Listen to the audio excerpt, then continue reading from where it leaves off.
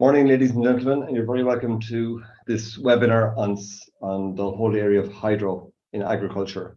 My name is Barry Caslin, Teagasc Energy and Rural Development Specialist, and I'm joined today by Fiacc O'Brolchain. Good morning, Fiacc. How are you? Good morning. Good morning, right? So, Fiacc, I suppose generally when we talk about renewable technologies on farms, we generally talk about solar, and we talk about solar PV and biomass. But there are other technologies out there, such as hydro, and we're going to talk about that after a while. You're going to give us a presentation. But there's a lot of old water mills in Ireland. This is an old technology. I suppose one of the first renewable technologies that we had in the country. So I'm very, very interested to hear about it. I'm getting certainly a lot of queries about hydro and its option as a renewable on farms, especially for farmers of water courses adjacent to their farmyards. And of course, we know that dairy farmers, especially, and pig and poultry farmers, and of course the horticulture sector use a lot of electricity. So this is probably an opportunity for them. So, ladies and gentlemen, Fiacc O'Brolchain is an architect with an interest in archaeology, and he's former board member of the European Small Hydro Association. He's also current general secretary of the Irish Hydro Association. So Fiacc, you're a qualified architect, but you kind of stumbled into this area because of your interest in archaeology. Is that correct? Yes, that's right. I was stumbling around old mill buildings, and then when I was a student, and then when I qualified, I got offered a job with a company who were interested in renewable energy, and I took over the hydro end of things, and I've been at it ever since in the last 40 years. Okay. So, Fiacc, you have a presentation, and ladies and gentlemen, if you have any questions during the presentation, you can put them into the Q&A, and we put those questions to Fiacc afterwards. So you can start sharing your screen there now, Fiacc, please, Yep. And then we will go to the questions afterwards. Okay, is that correct? That's coming through now, yeah? That's perfect, yeah. Okay, Fiacc, so over to you. Right. Yeah, what I want to do is just give some sort of an overview of hydropower in Ireland and what its opportunities are. And I have a few examples and so on. And I'll finish up at the end with saying, well, what the road is, what you do, what steps you take to move the thing along. So there are there we go. There's about 14 megawatts of privately owned hydro in Ireland, and there's a list of quite a number of the stations. The larger circles on the map are hydro stations. The dots are potential, so they're all over the country, and the opportunity is still very large. There's about 33 megawatts of hydropower in Ireland, with another 45 megawatts undeveloped. And a lot of those would be on farms. A lot of them, there are 6,500 mills in Ireland, all over the place. And many of you, I'd say, are familiar with this sort of site, a farmyard with an old mill in the centre of it. This one happens to be in County Wexford. But so in 1985, there was a survey done by then Forlas Forbaha and the Department of Energy, and they identified 500, nearly 600 sites, with 85 at that stage actually operating. And so there's a fair amount of schemes out there. That survey, while it was very good, is by no means complete, because it only really concentrated on low-head sites. This is a sort of a schematic of a low-head site, which would be typical of an Irish mill, with a sort of a 2.5 meters, 8 foot of a head, and there'd be a weir, you can see there, a weir and a leat, and then the turbine house. And many of these were developed during the time of Grattan's Parliament, when the linen industry was being supported and grant aided, and an enormous number of mills at that stage were either built or upgraded to accommodate the linen industry. And then the second type is high head schemes, to put them in two very broad contexts. And this is where you be in a mountainous area, and you'd have a pipeline. And a lot of these would be hill farms, with sometimes with commonage areas, sometimes in single ownership. So they in some ways they're a bigger opportunity, because a high head site generally is less expensive to develop. So the range can be is enormous. This is on a dairy farm down in County Wicklow, and it's just a 5-meter head. It's just a little 6.5 kilowatt machine that just does the central heating for the house. Has been doing so that's one of the first machines I ever put in. Could do the wash. And then bigger ones. This is also on a farm, a cattle farm, and the income from this would be around 70,000 a year at the moment. Obviously seasonal, more in winter than in summer, but that's what we can go back to later. So the power from water comes from the head, the quantity of the water and the head. It's not a rush of water, it's the pressure head. And it's a very, very simple straight line power curve. The higher the head, the more water, the more power you get. And it's absolutely straight line. And we to figure out what power might be available, we have various resources. In Ireland, we have plenty of rainfall, as you know, more in the west than in the east, but we do have a lot of rainfall. We have a very, very good mapping system done by the EPA, where you can assess the quantity of water in a river at any particular point. A lot of the mills would be documented on the old OSI maps, and they're a very good source of information as well, to figure out what mill there was there, and how it was used, and where the head race was, and all that sort of stuff. So that they're a very good a good resource. The other thing about the old mill sites is that if you were to, this is in Slane, if you were to try and build that today, it would cost, I don't know, a huge amount of money. Whereas there's a lot of weirs and a lot of head races and a lot of mill ponds and so on that are still in existence, and they're to be used. And that itself can you imagine trying to apply for planning permission to build that? Whereas, in fact, because it's there, you can use it.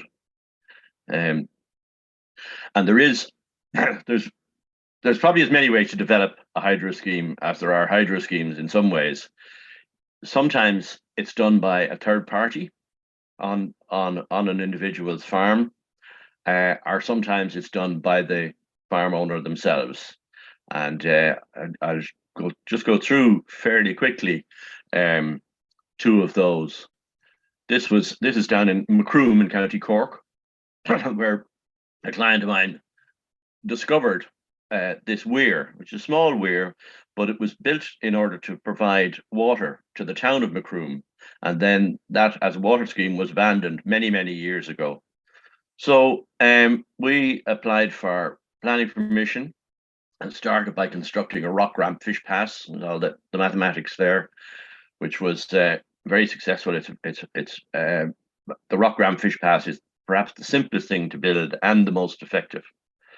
So we started out with a fairly scrubby land, but it has a 13-meter head between that weir and the bottom of the slope. So we shifted about 7,000 cubic meters of rock with a few explosions, and ordered up a turbine which came from the Czech Republic, and put in a pipeline. Pipe comes from Wales, and it's a 1.8 and 1.6 meter plastic pipe welded on the inside with this machine here.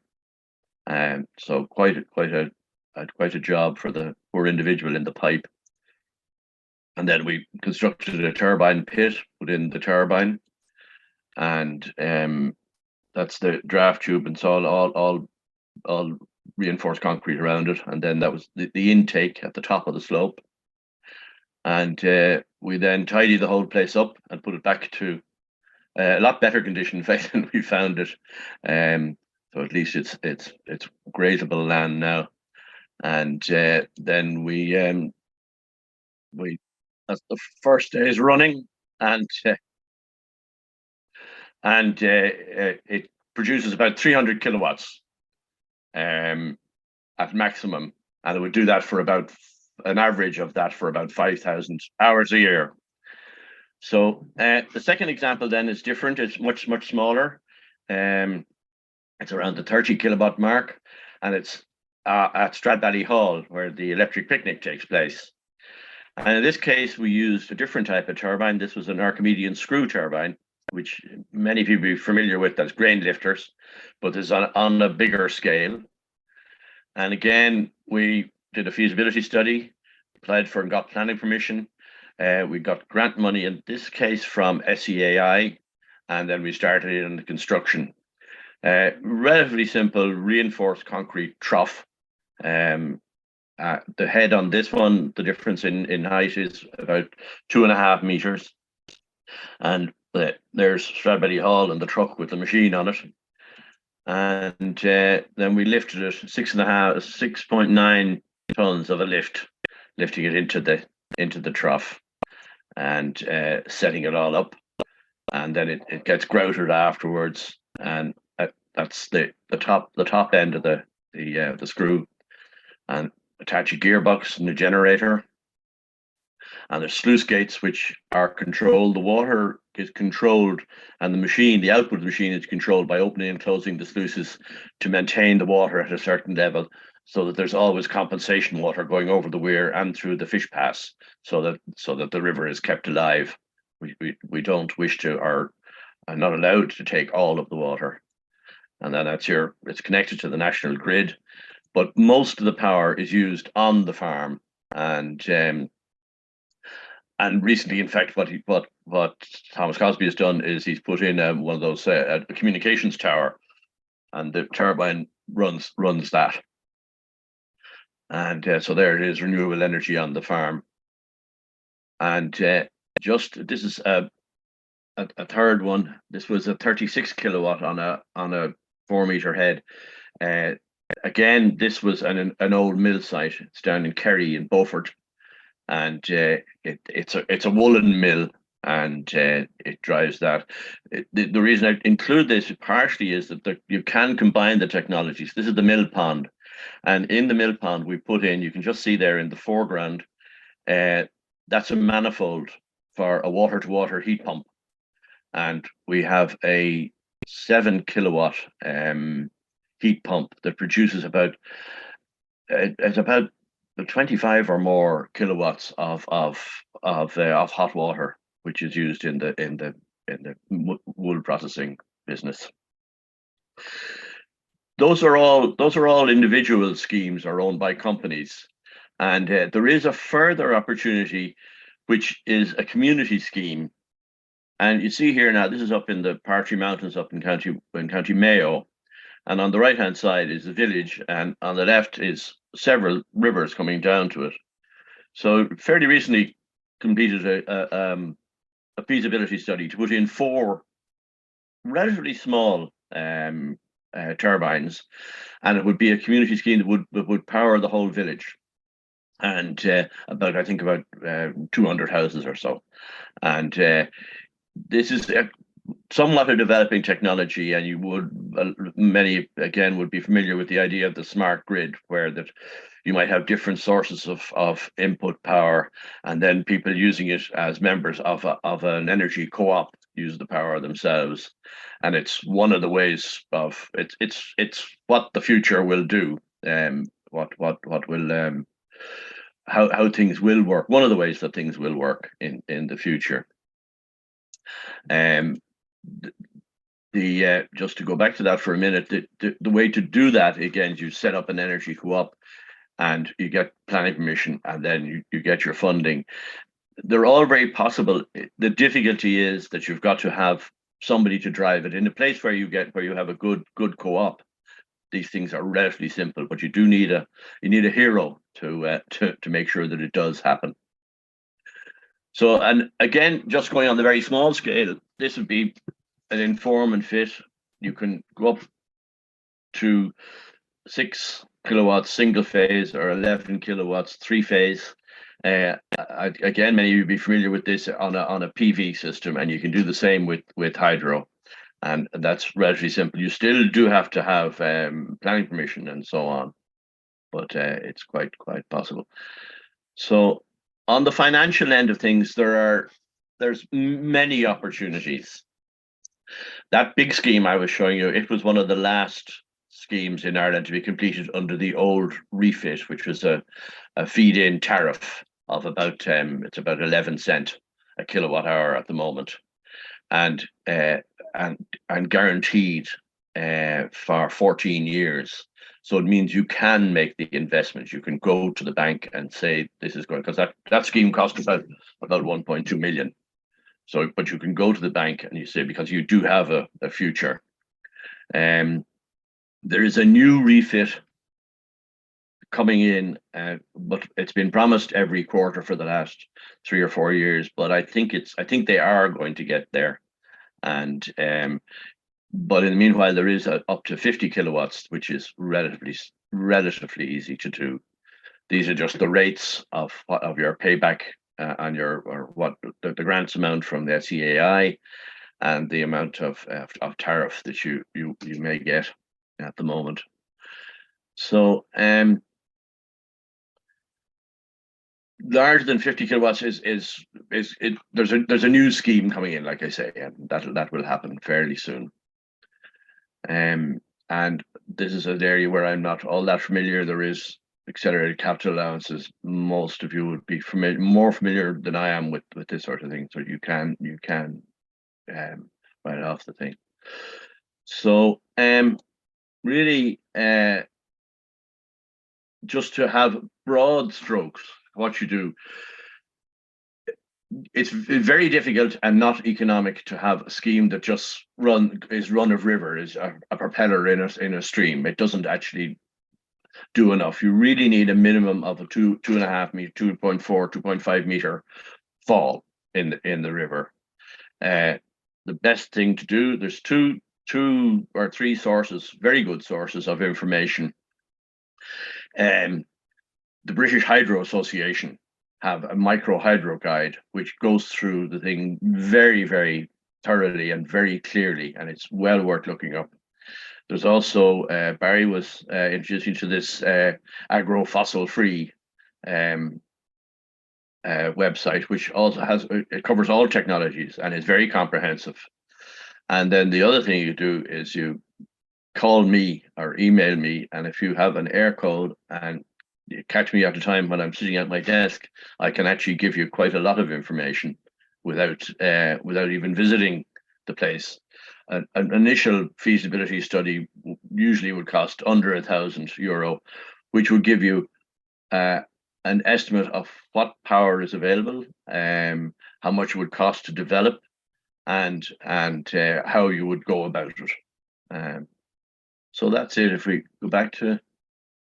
Yeah, thanks for that, Fiacc.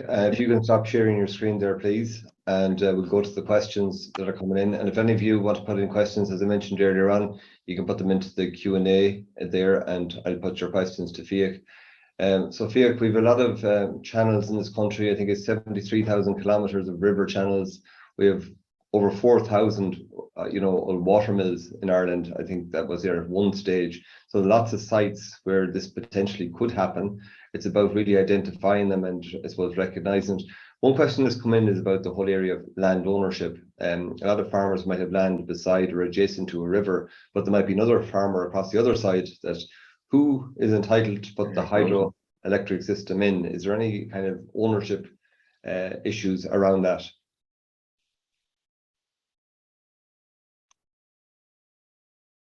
Hello, Fiacc, can you hear me?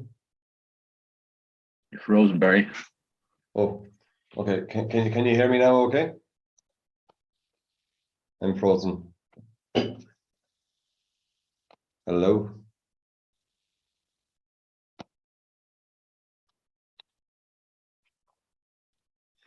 Can you hear me now, Fiacc? Hello. This is a. Yeah, can you hear me? Okay. Yeah, here you know. Yeah, back again. Yeah. Okay. Sorry, just there was a question there that has come in there about the ownership in relation to the screen to the land adjacent to the hydro screen or to the hydro unit.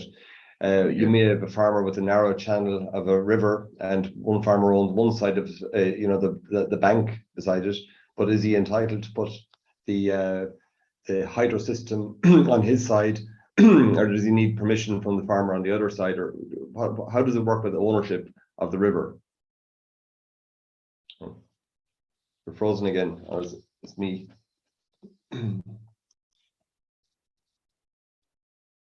Hello.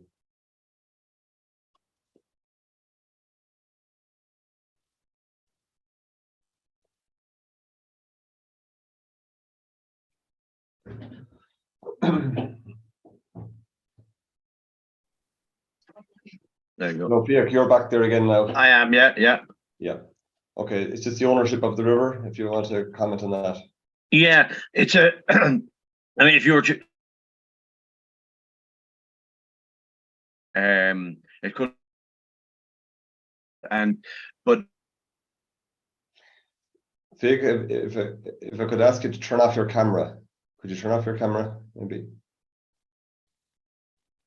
yeah, that.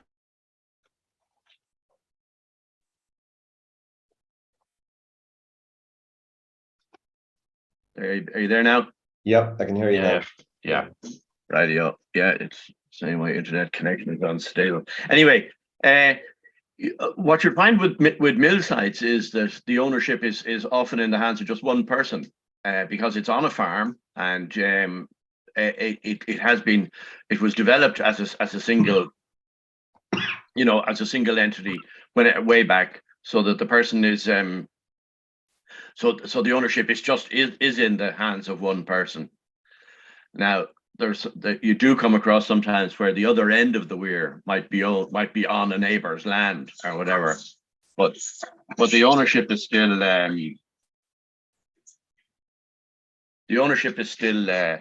in a single person's. Now, up on commonage, then that's another whole, because you could have half a dozen owners, you could have even more, and they do get developed. And what happens is that either they become a partner, or else you just buy the right to develop it. Okay, another question here: are smolt screens required for screw turbines? On a screw turbine, you shouldn't need a smolt screen, and it very much down to the local fisheries officer and the river itself. Some rivers are much more much more alive than others. Smolt will go down through an Archimedean screw turbine, but some fisheries officers will insist on a smolt screen and some won't. It really varies from place to place. Okay, that leads us into another question here. Is there many issues with getting environmental approval from fisheries? No, it's relatively straightforward. Some years ago, Inland Fisheries Ireland produced a set of guidelines, which are very clear, and while I might disagree with some of the technical arguments in it, it means that they are clear, and if you follow their guidelines, then everything should be fine.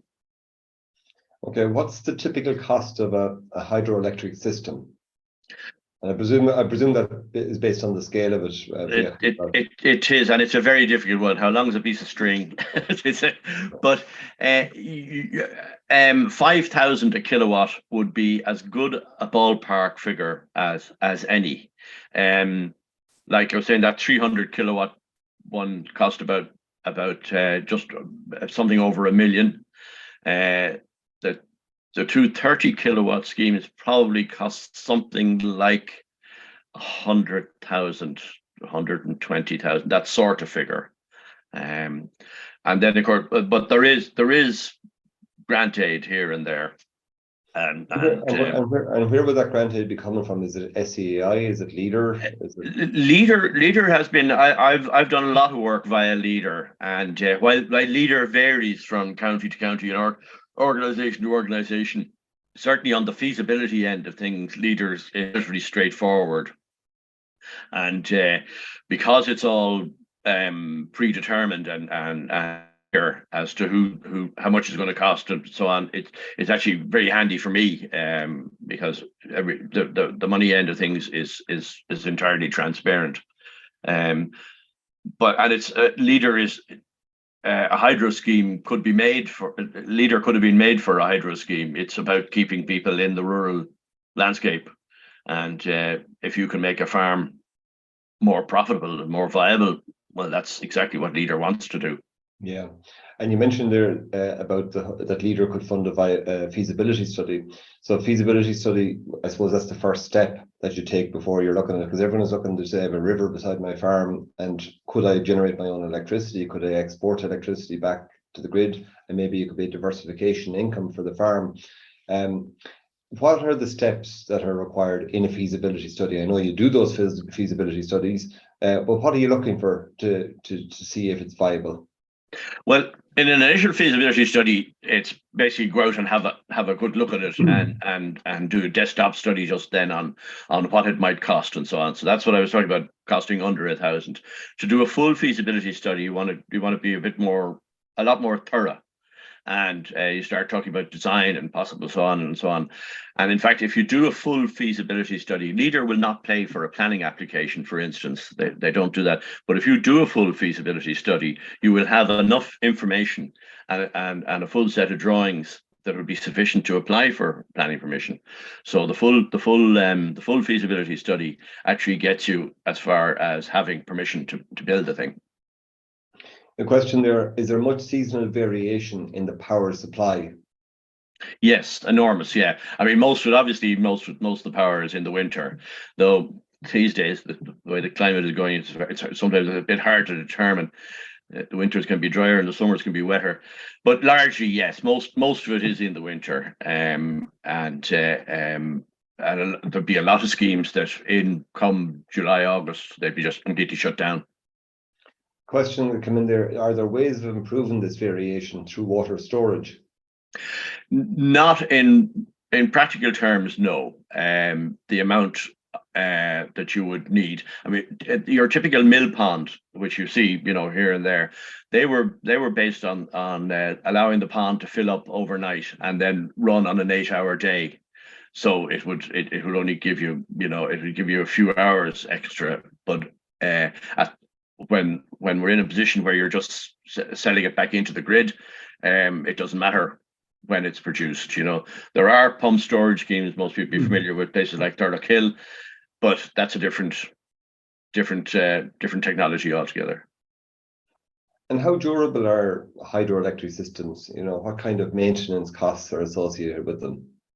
Very little. A couple of years ago, I automated a turbine that was over 100 years old. They last forever, and they do. I mean, a lot of my clients are farmers, and farmers are used to looking after machinery, and the type of maintenance needed is, making sure there's enough grease and oil and so on. It's very, very minor. Cleaning trash racks, but again, that's a relatively simple, very simple job, So it's they're easy to look after. Yeah. And could you just go through the investment costs that's involved, like, from civil works to the machinery, the turbines, the gearboxes, all that kind of stuff, and the electrical works?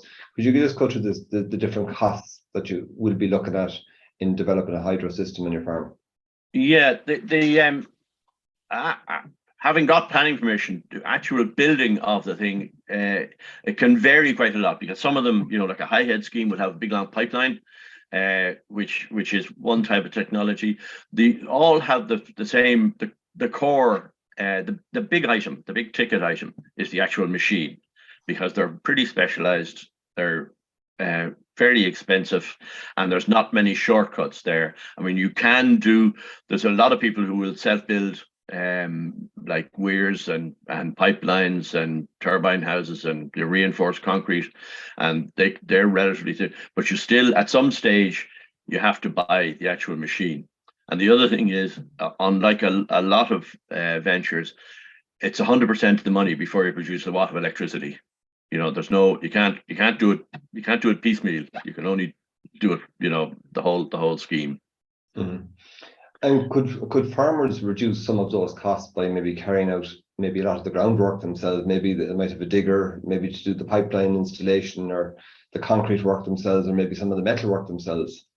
Well, they can, of course, yeah, and many farmers, of course, are quite used to doing reinforced concrete work or excavation or whatever, earth moving, whatever, you know. So yes, of course, and that would reduce it. And then and there are, I mean, there is a DIY type of machine, all right, where you buy some of the Chinese produce some very cheap turbines, which if you're prepared to mother them, you'll get a return out of them. But they tend to be smaller scale stuff, because you know, if you're investing a couple 100,000, you want to do it properly. But you do find small schemes and small homemade turbines and that sort of stuff. Mm-hmm. Another question here is looking at, I suppose a lot of the focus, I suppose, has been on the larger systems, maybe mill races and places like that. But, you know, for a domestic system, are there any domestic systems available which coexist with a PV panel setup? So I suppose based on the fact that, as you mentioned, you get most of your electricity during the winter, and PV is not generating a lot of electricity during December, January and February when the hydro is at its max. Is it possible to have a small domestic system, is a question that's come in there, that could coexist with the PV panel setup? Oh, very much so, yeah. And I mean, that one I showed there towards the beginning, that's 6.5 kilowatt machine, and that's on a farm, and that only operates in the winter.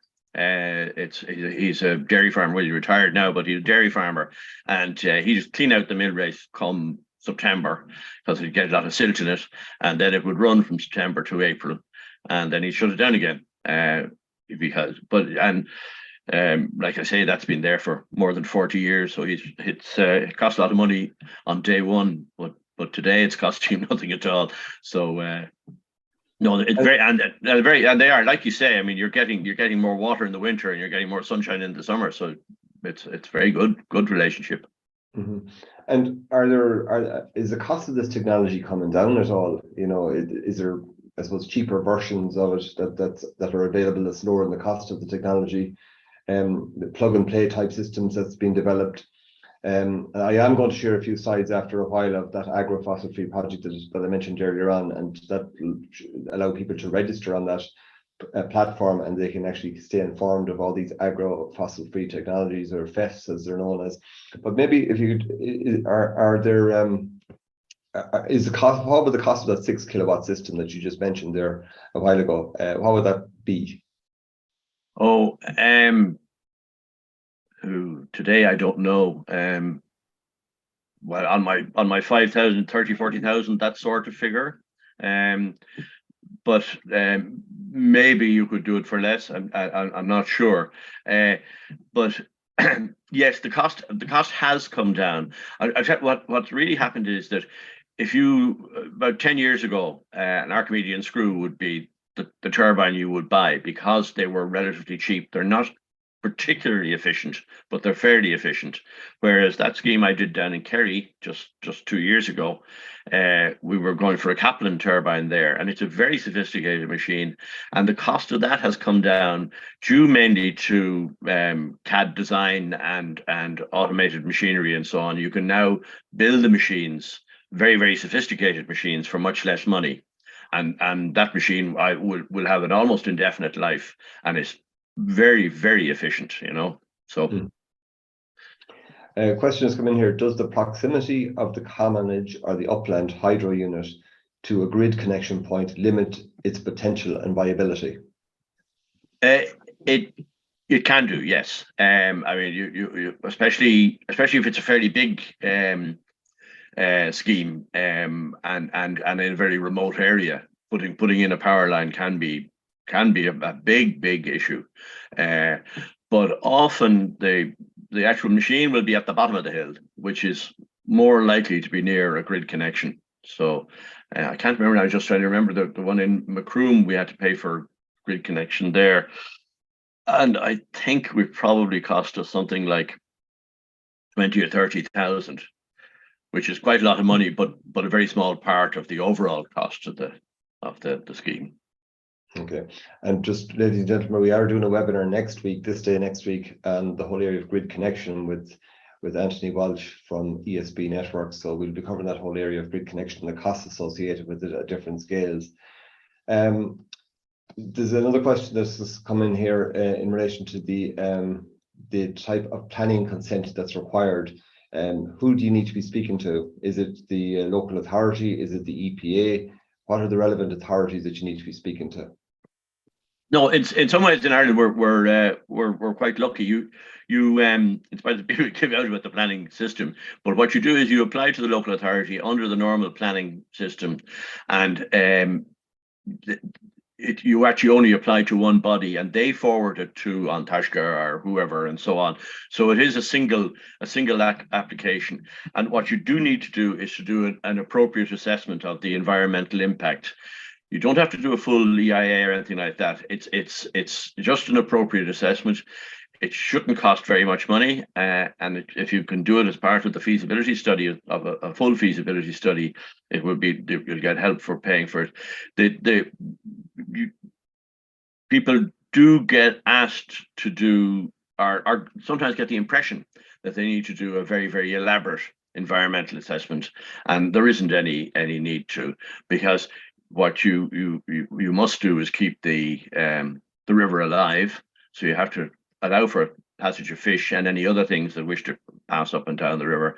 But outside of that, you're not abstracting water, you're putting the water back into the river and so on and so on. So it's a relatively minor environmental impact.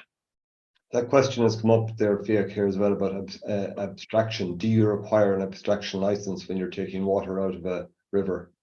No, you don't, because you're putting it back in. Now, in recent years, the EPA have asked us to register with them, just so that they know where the machines are. But there's no cost involved or anything like that. It's just so that they know, so they have more information, which is fair enough. Okay. Question is coming. What is the situation? How easy will it be to transfer the power from the point of generation to the point of use? Usually what happens is, if you have an individual scheme, a bit like the same as with solar, you get first use of it. So typically it'll be connected to the meter that's on the farm or in the house or whatever, and so you get first use, and you actually only export the excess.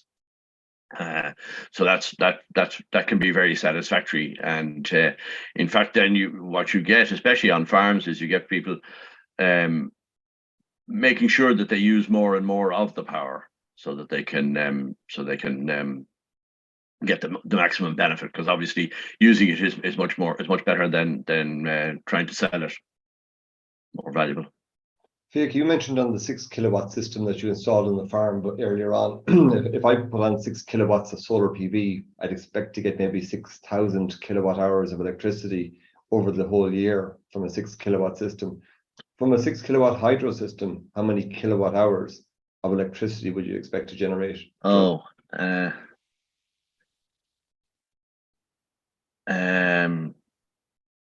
you get an awful lot more. You get about 18,000 kilowatt hours. Yeah, it's a bit hard to compare. They're very different technologies. Like for you on a 6 kilowatt scheme, you might be getting that. You get an average of that for 5,000 hours a year, which with solar it wouldn't be anything like that. It's a bit unfair to compare them that way, and it's a bit like wind machines. A hydro scheme that says it's 100 kilowatts would be a 200 kilowatt wind machine. It's because on the capacity of the wind turbine. And a water turbine will run at its rated capacity much more than any other technology. But to say that it's better would be a mistake. Yeah. So certainly it'll be infinitely more kilowatt hours of electricity from a 6 kilowatt system. So for a domestic situation, based on that question that we got earlier, you wouldn't require a very large turbine for a house, because the average house would require maybe 4,500 kilowatt hours of electricity per year. So you say a 6 kilowatt turbine would generate maybe 18,000 kilowatt hours of electricity per year. So it's way more than you'd require. So you'd end up having to export a sizable chunk of electricity with that turbine. Yes, exactly. And I mean, especially these days, if you had, I don't know, 2 or 3 kilowatt and use a heat pump, you know, your domestic heating is often your largest bill. And if you do that, fine, you put in quite a small system and off you go. There is an economy of scale. The bigger you get, the cheaper it is. But at the same time, you know, if you had a small high head stream, you wouldn't need a very big machine to cover your own needs. Many of the high head schemes around the country, you know, they've been developed, but are there opportunities to develop low head schemes at a local level? There are, yeah, and again, they would mainly be on existing mill sites, because that civil development is done already. So the low head one would tend to be that, because if you were to do low head one from scratch, the cost would probably be prohibitive. Yeah. So folks, you can, if any of you have more questions, you can share them there. I'm just going to share my screen here with you, which is based on this agro-fossil free project. And can you see that there now, Fiacc? Okay. Yeah. Okay, so this is part of a European project that we're involved in called agro-fossil free. And people can register on this, and so you can see these technologies. So it's amazing, all these, this is looking at decarbonising agriculture right across Europe. With Teagasc are a partner on this. It's funded through Horizon 2020. That's a European research fund. And it's looking at clean energy from solar, thermal, wind, heat pumps, AD, solid biomass, and heat pumps as well. And also the area of hydro will be in there as well. So it's looking at where we can remove the use of oil, gas, fossil fuels essentially on farms. I took this snippet there from I took this from the platform, and you can see there I just typed in hydro, and I came up with a whole list of different types of hydro systems that could be used on farms. So if any of you want to register, it's free to register on the platform, and you can see all the different types of technologies. That's the registration link there at the top, platform.agrofossilfree.eu/en/register. And there you can see all these different technologies. So these are coming in from people in Germany, from Greece, from Spain, from the Netherlands, who are registering their fossil energy free technologies that are available in the various countries. So it's looking at energy efficient improvements such as building systems management, precision agriculture, conservation farming, solar, geothermal, carbon sequestration, like soil coverage. So the project objectives are closing the gap between novel fossil energy free technology solutions development and the actual adoption. So it's bridging that gap, promoting effective exchange of novel ideas and information between research, industry extension, and the farming community. And it feeds into to European strategies such as the EU Green Deal and the Farm to Fork strategies. So the pathway is looking at evaluating the current status of EU agriculture regarding energy use and access existing needs, and assess the existing needs. And then this platform and decision support toolkit is to optimize the agricultural production through more efficient energy use and reduce greenhouse gas emissions. So that's what the platform looks like. You can see all the different technologies that are there, what's happening in different European countries. So it's that's just a kind of a useful tool there. So just to go back there,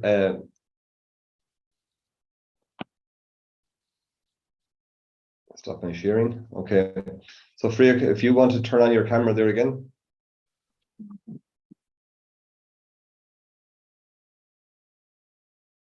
Yeah.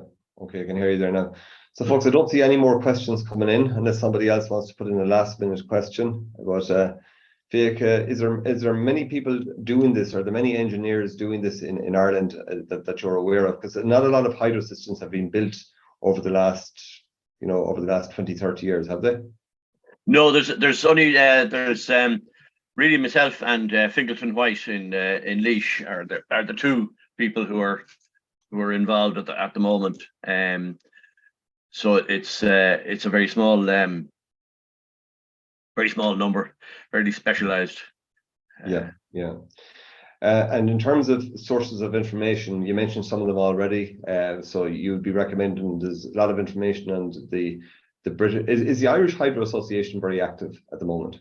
Not enormously, because we were kind of stuck when the returns were very low and so on. So we still exist, but we haven't been very active in recent years.